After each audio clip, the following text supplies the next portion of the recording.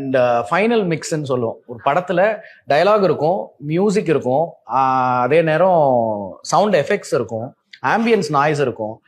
இது எல்லாத்தையும் எது எந்த விகிதத்துல எது மேலோங்கி கேட்கணும், எது பின்னாடி கேட்கணும், எது முக்கியமா கேட்கணும், இதை டிசைட் பண்றது கூட ஒரு ஆர்ட் தான்.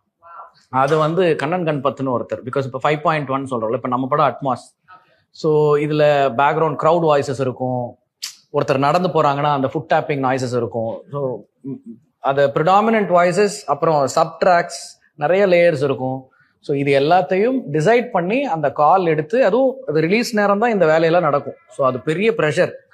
இது தவிர லாங்குவேஜஸ் வேற நிறைய டப்பாவே இருந்தாலும், தெலுங்குக்கு ஒரு வெர்ஷன், மலையாளத்துக்கு ஒரு வெர்ஷன், கன்னடத்துக்கு ஒரு வெர்ஷன், ஹிந்திக்கு ஒரு வெர்ஷன். ஒரு கரெக்ஷன் நான் சொன்னா அந்த கரெக்ஷனை ஒரு 5 இடத்துல பண்ணணும், சவுண்டுக்கு மட்டும். அப்புறம் பிக்சருக்கு பண்ணணும்,